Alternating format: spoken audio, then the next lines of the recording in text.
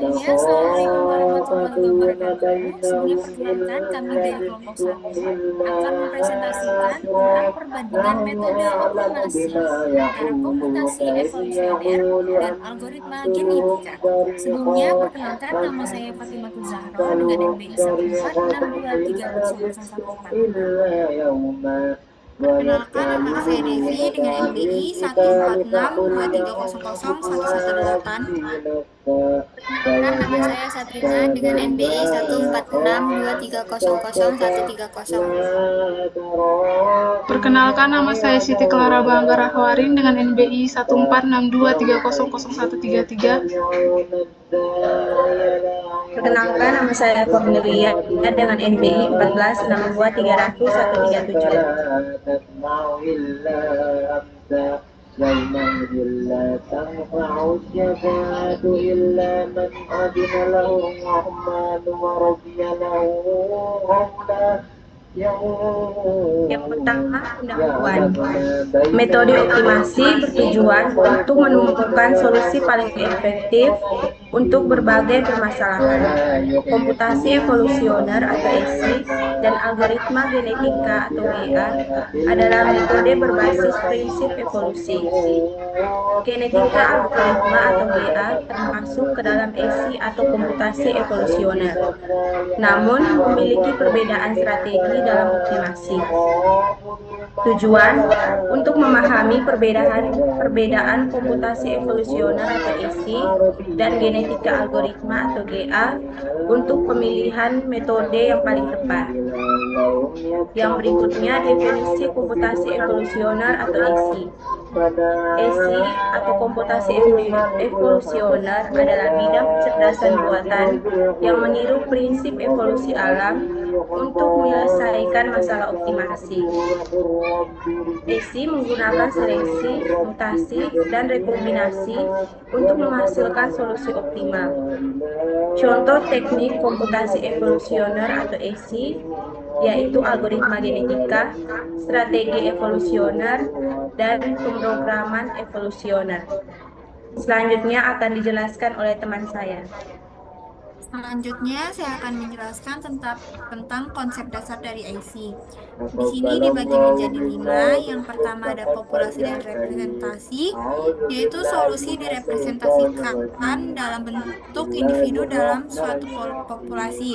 Yang kedua ada evaluasi fitness, yaitu untuk menentukan kualitas solusi berdasarkan fungsi fitness. Yang ketiga ada seleksi, yaitu untuk memilih individu terbaik untuk berkembang ke generasi yang berikutnya. Yang terakhir yaitu operator evolusi, ada crossover dan mutasi untuk varian solusi baru.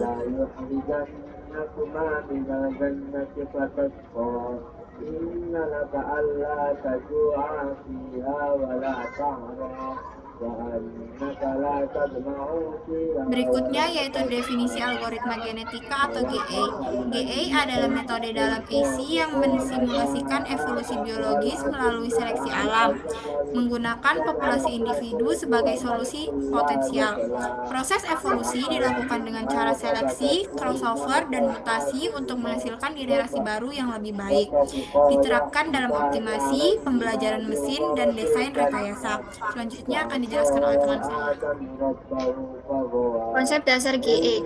Yang pertama ada inisialisasi populasi, yaitu membentuk populasi awal dengan representasi tertentu. Yang kedua, evaluasi fitness, yaitu menilai kualitas solusi berdasarkan kriteria tertentu.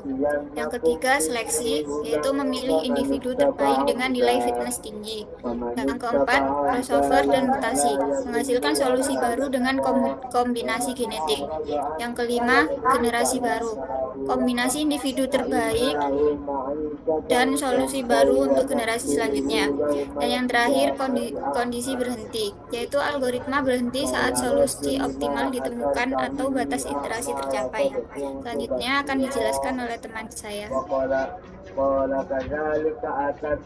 Selanjutnya ada perbandingan komputasi evolusioner atau EC dan GA atau genetic algorithm. Yang pertama ada kompleksitas perhitungan. EC lebih kompleks dengan adaptasi parameter yang bervariasi, sedangkan GA atau algoritma genetik lebih sederhana dengan kompleksitas Yang kedua ada efisiensi optimasi. Isi lebih unggul dalam multi-objektif dan optimasi fungsi kontinu, sedangkan GA lebih cocok untuk optimasi kombinatorial seperti traveling salesman problem. Selanjutnya ada keunggulan dan kelemahan.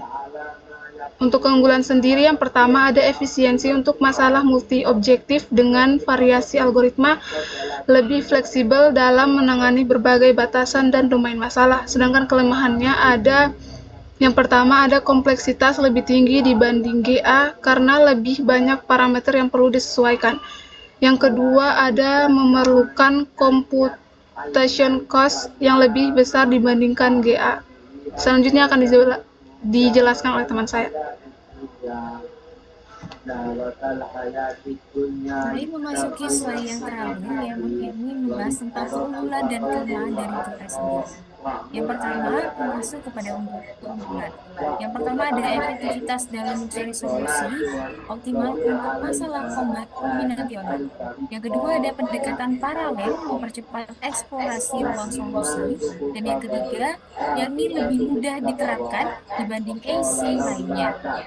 Selanjutnya ada bagian kelemahan. Di bagian kelemahan ini terbagi menjadi 3. Yang pertama yakni memerlukan sumber daya komputasi tinggi untuk populasi yang lebih besar. Yang kedua, tidak selalu menentukan solusi optimal global, beresiko terjebak di minimum lokal. Dan untuk yang ketiga, yakni sensitif terhadap parameter, seperti ukuran, populasi, lalu mutasi, dan crossover. Di bagian sini juga tertera kesimpulan serta saran. Untuk kesimpulannya sendiri, yang pertama, AC dan GA efektif dalam optimasi dengan pendekatan berbeda. Jadi disesuaikan dengan permasalahan dan penempatannya masing-masing. Selanjutnya, GA lebih sederhana dan cocok untuk optimasi kombinatorial. Sementara AC lebih fleksibel dalam multi-objektif. Selanjutnya ada bagian saran. Di bagian saran ini terdapat 2. Yang pertama, guna GA jika memerlukan optimasi kombinatorial yang lebih sederhana dan mudah diterapkan. Selanjutnya ada gunakan AC untuk metode lebih cepat, fleksibel, seperti particle form optimational atau evolution strategi jika membutuhkan solusi lebih kompleks. Berikut adalah daftar pustaka yang merupakan referensi yang kami gunakan dalam pembuatan laporan kritis serta pembuatan PowerPoint yang kami presentasikan saat ini. Mungkin sekian dari kelompok kami, kurang lebihnya saya mohon maaf. Wassalamualaikum warahmatullahi wabarakatuh.